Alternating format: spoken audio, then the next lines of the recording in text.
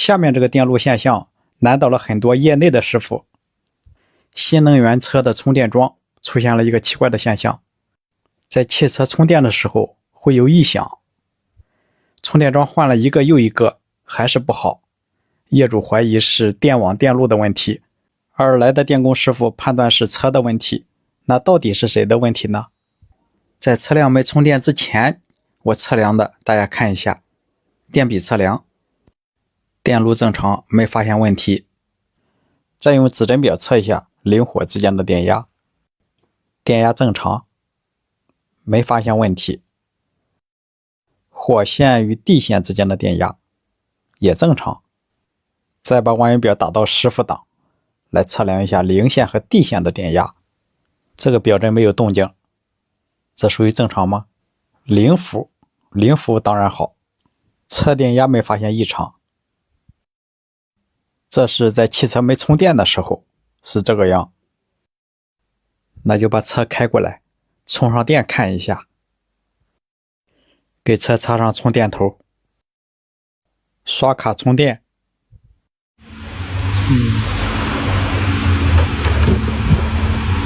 30瓦的电流，它不漏电，它漏电的话早跳了。以前跳闸啊？以前跳，以前是闸小吧？这我换过了。啊，以前是闸小的跳。不是，这是最开始换了一个大的，它也不好使。换了一个是多大的来着，也不好使。我听声音在哪听啊？我想的办法就是啊，哪个地方听着这儿的响？这个这吧？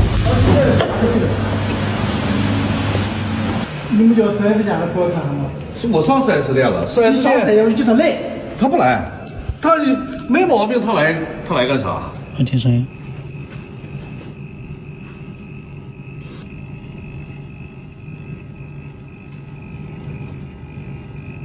就像啾啾叫一样，就是它也能充上，是吧？充也能充，就是有声音呗。对，他现在电流是不稳的，你换个井充就啥毛病没有，那换个井电流多少？就正常。电流多少？ 220我是电流。啊，他不知道，他没事。就正常，响也不响。那在这种状态下，它的电压和电流有变化吗？还跳闸了32瓦的电流可以啊。跳闸？以前跳闸归跳闸。这不也在这个跳来跳去的是吧？啊，这里边滋滋的。对，这个闸一直是响。刚才前几天电井了也是也响。测的地线也带电了，也带电压，和地之间有个13伏的电压。看一下剩余电流，也不稳，3.9毫安。充电电流也不稳，也在变化，32安。电流乱跳，而且有啾啾叫的声音。测地线带电压。再上指针表10伏档，测一下零线和地线的电压。刚才是表针不动，这一下，哎呦，这么高，好高啊！很明显，这是一个不正常的电压。你看，我只差一个表笔，你看表针，它都有电压，这就是不正常的。而且这个电压，你看，它是在波动的，100、100的。现在是一个表笔只测零线，它就有这种情况。这是受到了什么脉冲信号的干扰吗？测火线也是100、100的。所以说这种现象头一次见。把档位达到50伏档，测一下，看看多少伏。零线和地线15伏。它这个电压摆动是随着那个声音来的。其实你看，像脉搏一样一动一动的。这是啥东西？这是零地电压。那么零火电压呢？测一下零火电压，220多伏，还行。零火电压没有来回的摆动，很明显。再看一下它的剩余电流，也就是漏电电流，3.9毫安，还在变化。看一下地线带多少电流，4毫安左右， 4毫安、4.2毫安，它是变化的。这到底是不是一个正常的现象呢？肯定不是，这种现象就是不正常。你看，就是你测出了不正常的现象，都不清楚是什么原因造成的。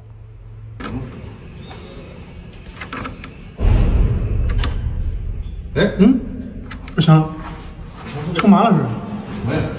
不知道怎么回事，充电那个声音没了，哎，正常了。但是地线还是有个电压，它的零序电流也变小了，就漏电电流也变小了，充电的电流也稳了，32安也稳了。一点毛病没有。现在没声音了。对，我现在还有多长时间充满425就550亿。你看31.7是吧？一个电流，上面那个电压也非常稳。这回一点没有了。为什么就突然就好了呢？你看现在都多正常。在没有声音正常充电的情况下，测一下零地电压，有6伏的电压，但是很稳，它不摆动。车主说他再出去开一圈，然后跑一圈回来再插上电试试。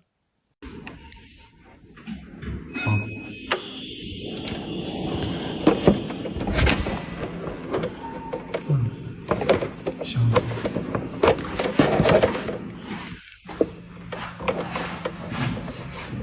它吱吱的响的时候电流就高。去它的电井看一下，它的配电室电井。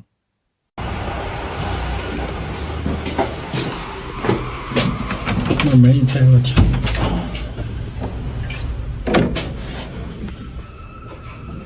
！12多。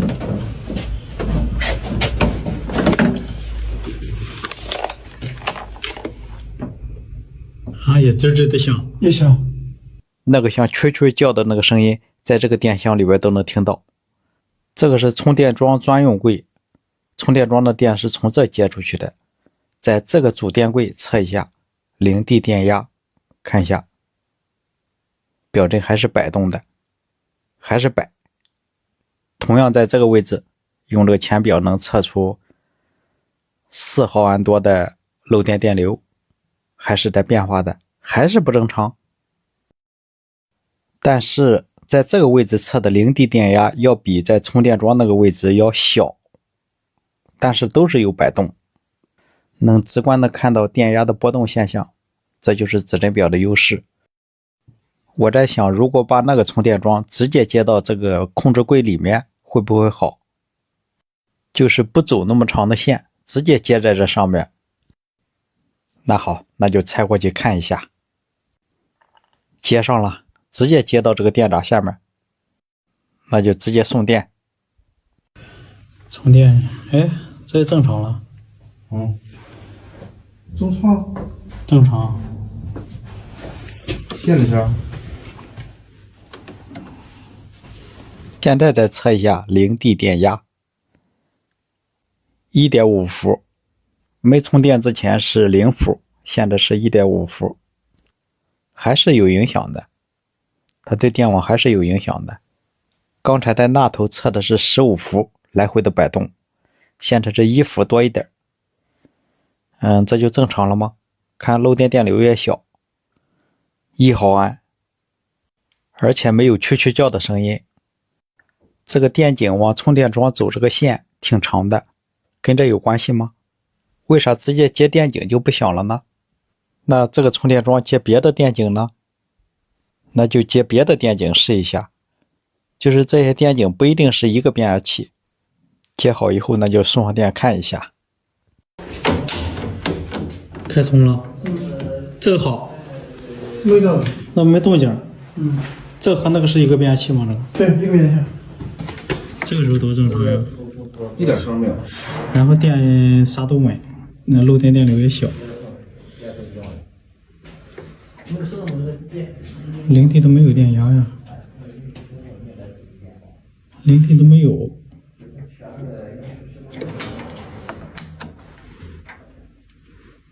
正常。是因为线太长的原因吗？还是线太短的原因吗？这个零地电压正常呀，而那一个零地电压居然在1伏以上。这一点声音没有，一点声音没有。是在充了吧？充了呢。连前面都没有声啊！一点声音没有啊，一点声没有。是因为线短了吗？啊。另外，客户说这一片的充电桩，他插哪一个都响，而别的车用他的都不响。把充电桩再接回来，再插上他的车。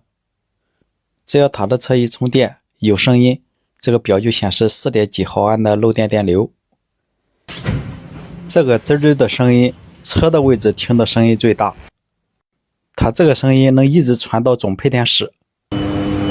这里也有滋滋滋滋滋，声音很小，只要那个充电桩一充电，这个声音就出来了，不充电就没有。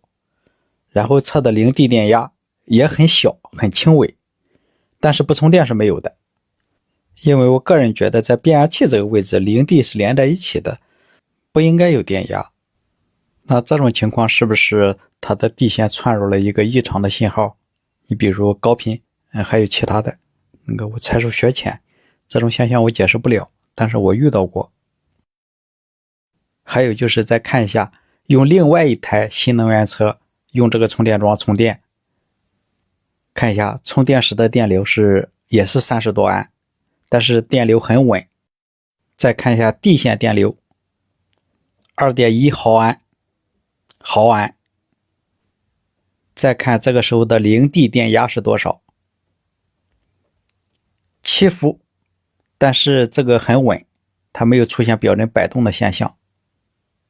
用电比测地线也是带一个14伏的电，但是现在充电正常，也没有出现滋滋的声音。车主也说了，别的车过来充都没有这个声音。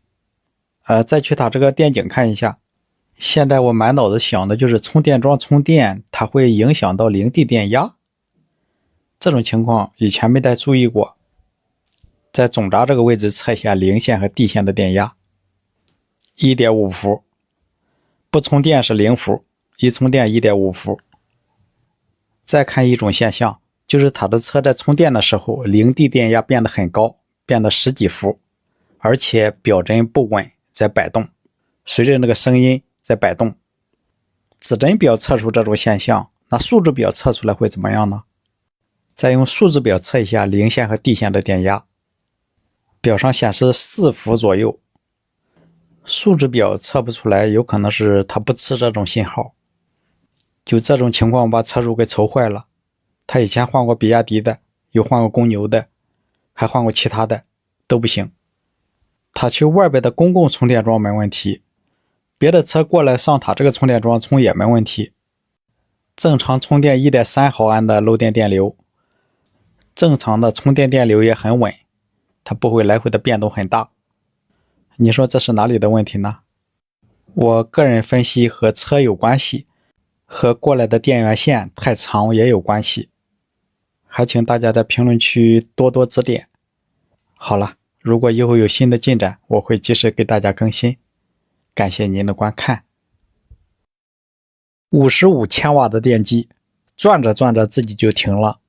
今天去工厂检修一个设备电路，他们说这台设备的电机会自己停。来看一下怎么回事。它这有一个电机保护器，显示电机每一项的电流不一样，能看出来 A 项低， B 项 C 项更高，相差大了以后它就会跳。就是它检测的3项电流，如果相差30安以上，它就开始跳了，跳开控制电路。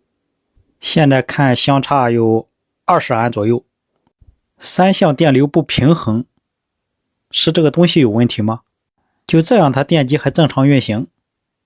这是星三角降压启动电路，按理来说它这3项电流应该是一样的。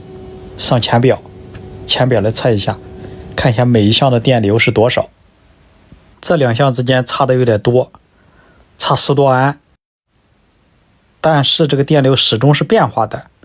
哎呦，这个更高，可以看一下3项电流相差很大，很明显能看出来 C 项电流最大， A 项电流最小。电流相差那么大，它不烧电机吗？还是说电机有问题呢？盯着这个屏幕，这3项电流不断的变化，我想看一下有什么规律。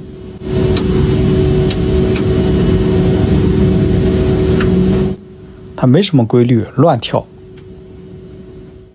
这个时候我突然想起来，上学的时候体育老师教我们的欧姆定律，就是电流。电流怎么来的？电流它是电压除以电阻，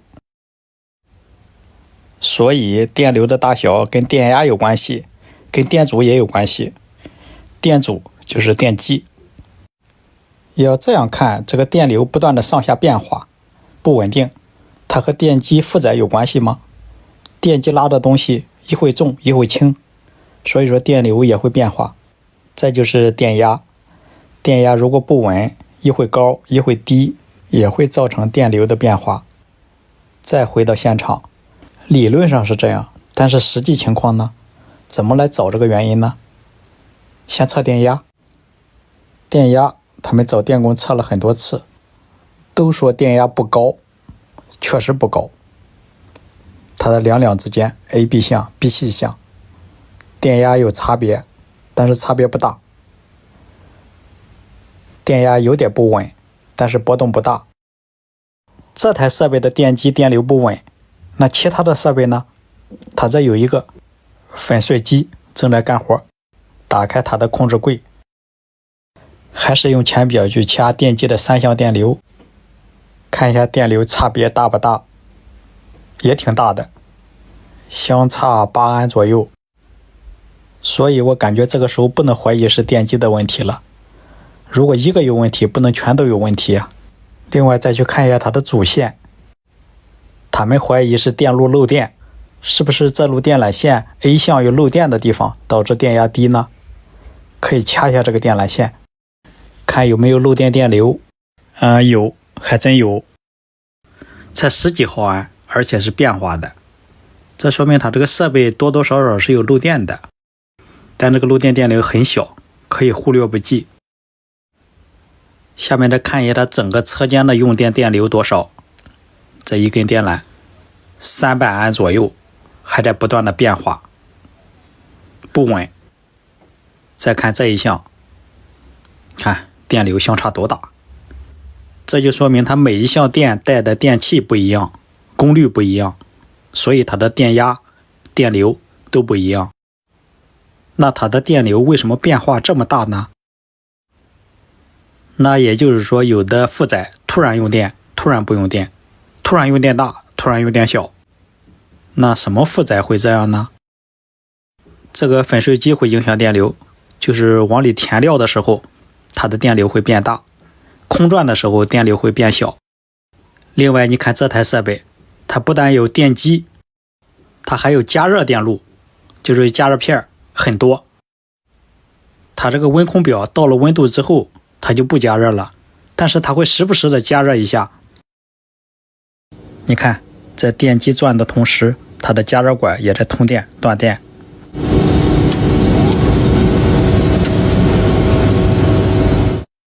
就这种情况，我在想，怎么能让它的电流平衡呢？一样呢？那就改变一下它每一路的功率，就是把电压低的 A 项，它的加热管移到 B 项和 C 项上，让 B 项和 C 项多带东西，就是把每一项的加热功率调一下，看看这个电流不稳的现象是不是就好了呢？它的加热管都是220伏的，所以只调火线就可以了。好了，调完以后再看一下。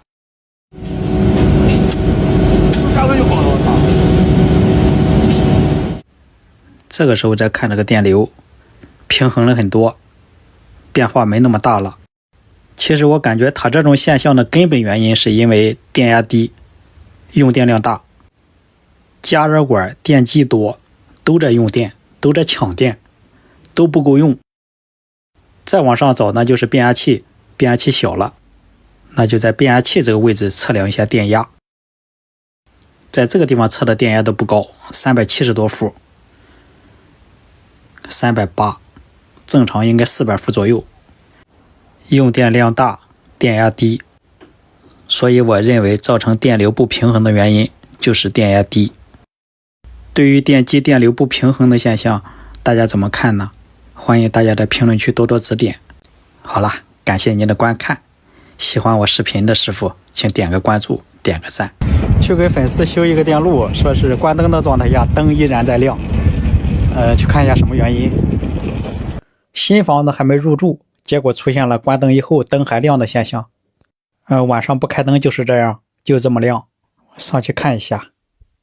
现在这个灯虽然没开，也是微亮的状态，就是白天看不出来。我把这个灯泡拆下来，全屋的灯泡都一样，微亮。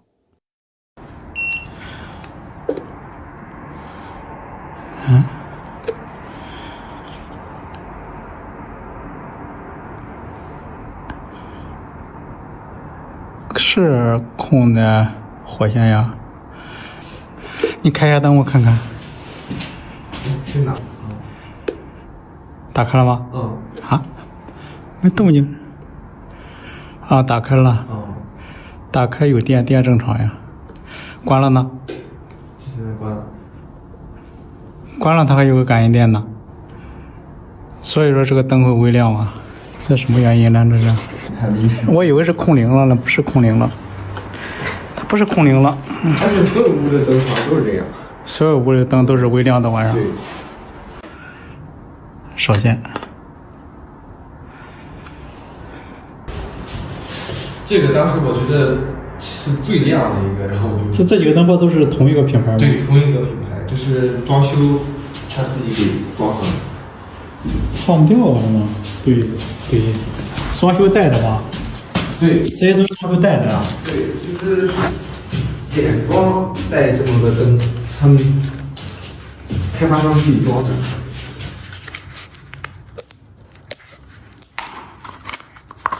这个是好的吗？好的，这些都是好的，拆下来。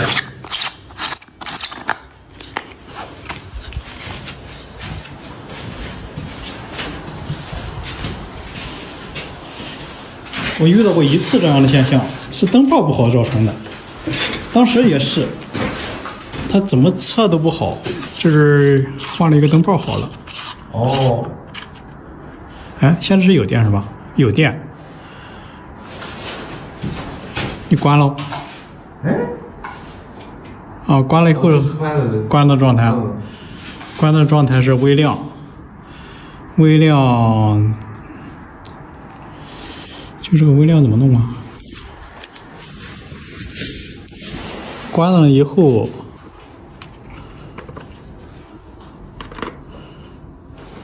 还有50多伏，零下没有。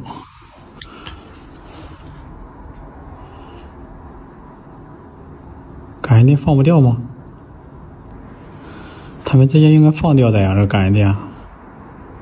那就加一个安规电容试一下，还亮吗？觉得应该是可以的。哎，好，不亮，现在是不亮的，好，亮。不亮了吗？嗯。灭了吗？嗯。灯不好。灯的问题。灯泡不好。哦。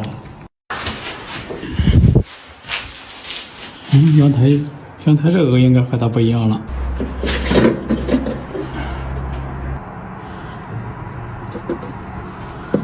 零线不带电，地线不带电，火线不带电。物业说跟地线是跟不接地线的原因吗？不是的，它这个感应电，它有没有地线它都不放。我给你把地线测了，给你看看，跟它没关系。哦。再开灯。灯亮了，正常一下，看，正常吧？火线也不带电，零线也不带电，地线也不带电，跟灯有关系。拆，我把这个火线拆下来。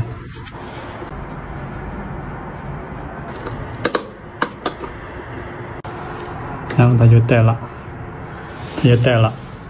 它就有了70多伏，哈。70多伏，这就是好灯嘛，它直接把这感应电给你放掉了，它就不会微亮。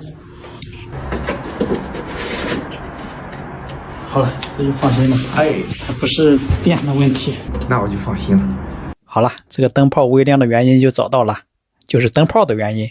那这个小区其他家还有这样的情况，遇到这样的情况不要迷茫，不要慌张。我的视频就是给你照亮的月光。感谢您的观看，愿大家都能安全用电。这个机器叫喷砂机，干活的时候2个手要伸进去，一边看一边干。突然有一种触电的感觉，都以为是漏电，就在脚下加了个绝缘垫，谁知道电得更狠了，吓得工人都不敢干活了。这到底是何方妖孽在此作怪？好了，开始破案。通过和工人师傅详细交流，才知道只有在喷砂的时候才出现触电的感觉。对于这种喷砂机，我很早以前就接触过，也修过，所以不陌生。他们开始怀疑是漏电，也找了电工师傅过来测量，加了地线，还是不管用。所以我判断他这个电就不是漏电。不是漏电，为什么电人呢？插上电看一下。开机，这个时候设备外壳是不带电的。工人在干活的时候，这个2手要伸进去，一个脚要踩脚踏开关。手伸进去这个地方其实就是一个橡胶手套。再看一下它里面是个啥，2个手套，就是一个手拿喷砂枪，另一个手拿弓箭，就是一个手用气枪来吹另一个手。它这个砂是玻璃砂，还有就是这2个手套是最近才换的，以前那个破了。这里面也没有电，为什么它在喷砂的时候会有被电的感觉呢？那是不是一个静电呢？那就操作设备试一下，我来测一下。但是我电笔，我靠近这个地方它都有电压，我都没量你，你身上带电，我都没碰到你的脚，你踩，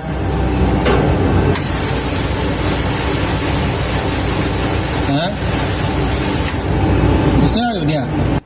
为啥这个电笔突然不显示了呢？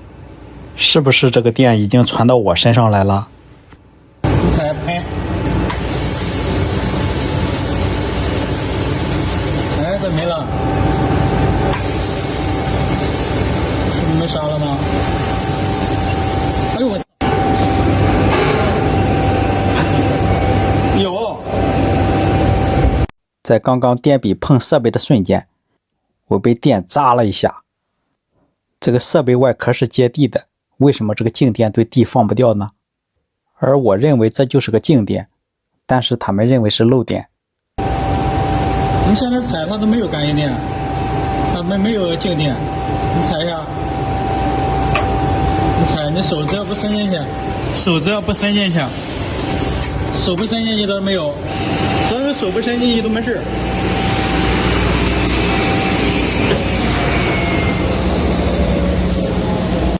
那既然是身上的静电，为什么它对地放不掉呢？为什么都放了绝缘胶皮，它还会被电呢？静电，那是这2个手套产生的静电吗？摩擦起电，它为什么对设备放不掉呢？那如果把接地线压到手套这一块，能不能好一些呢？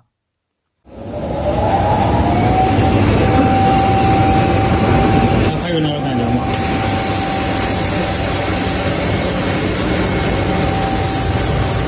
有，还有有麻了是吧？我现在都不敢碰。最先是那种感觉啊？最开始感觉就是你腿上的那个汗毛它立起来，然后就是腿上的汗毛就是往外扎扎。对，等你活过立起来，你再不松脚，下手出来电，就已经到。那我电笔往这一放，呼呼呼，电压都上去了。接地做好了也不行，还有其他的办法吗？脚踩地线呢？直接对地放电。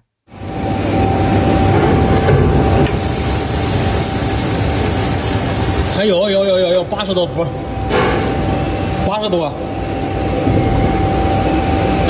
不行，你明显感觉到电了。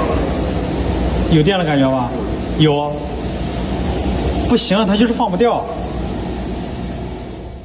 我分析问题就出现在它这个鞋上，它这个化纤的衣服把静电往下倒，倒到这个位置放不掉，对地放不掉，即使你站在地上也放不掉。那如果把地上或鞋上喷一些水呢？水打湿，把这个鞋底打湿，把鞋底打湿，把这一块都打湿，这一块都打湿，把脚后跟也打湿2个。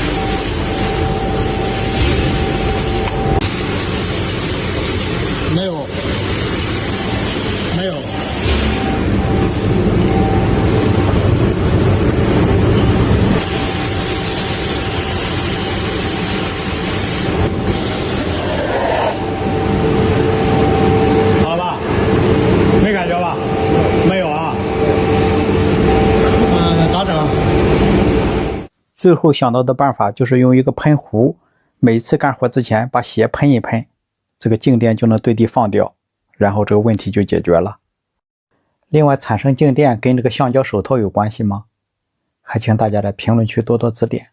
好了，感谢您的观看。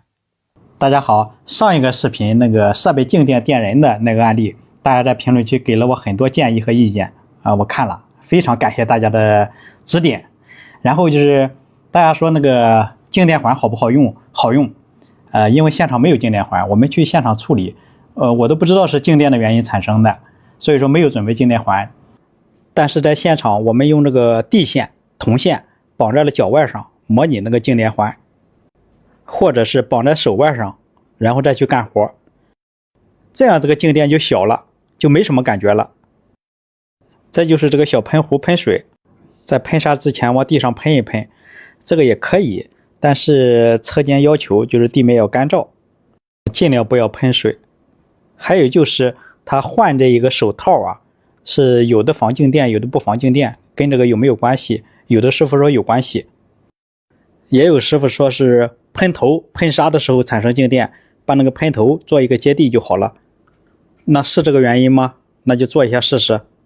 我们把喷砂的喷头缠了地线，这个红线其实是个地线，接地的，接设备外壳的，但是试了也不好使，还是有静电。另外还有评论说我们拿工人的安全做实验，看到这种评论我都不知道怎么去回复。作为一个电工，我知道什么是安全的，什么是危险的。他们每天带着静电干活很长时间了，去了很多师傅都没找到原因。我只是把我检修的过程分享出来给大家，没想到会引起很多人的误会，说我们黑心呀，有危险让别人上啊。其实我不干那种事，我处理的过程必须是安全的，但凡有些危险我都不会让别人去上。所以这个视频也是为了让大家看到这种现象。我解决的过程虽然说不够专业，但是得到了各界人士的指点，很感谢大家。再就是坑队友的事我也没少干，我的同事老王都先进行实验以后再让工人去试，都是我的同事先上手去试，这个我确实不敢，我是不敢。好了，感谢您的观看，请多多指点。再使劲儿！大家好，这两款工具箱一个卖19.9块，一个卖79，怎么差别那么大呢？给大家看一下。我戴上了手套，是为了有个仪式感吗？不是的，是为了防滑手。这款工具箱，我说滑手在哪地方滑手？你在打开这个把手的时候，手在这个地方会滑到，很锋利，这个地方也很锋利。这就是说这个箱的做工啊。这就是它里面的，哎呦，打开以后一股气味能把你给顶晕了，这就是回收料的臭味。这就是说这个箱子无论从做工还是从原料方面都相当的差，很差，所以说不环保，受不了这个味受不了。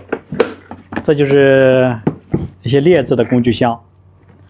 再看这一个，这个都不用多说了是吧？新上市的，无论从做工还是工艺，当然价格也高，纯原料做的，不一样，不一样。纯原料就是打开后你趴上去闻，没有味儿，它没有味儿，它是环保的。它做这个箱子用的料都是白花花的纯原料，它没掺杂废料、回收料。这种纯原料做出来的箱子的柔韧性怎么样呢？那这种箱子柔韧性怎么样呢？怎么来检测一下？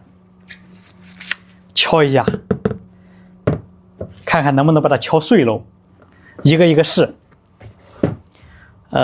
先试这个吧，先试这个，就底部比较薄弱的地方。哟，可以啊。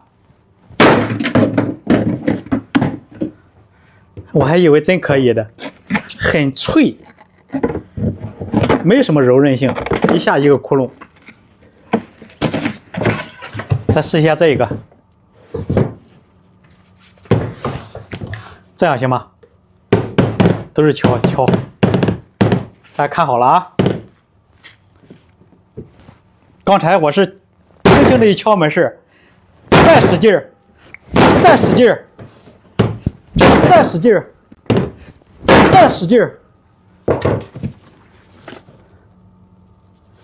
可以的，柔韧性可以的。再就是这种箱子，它能承重300，就是2个成年的师傅站上去一点问题没有。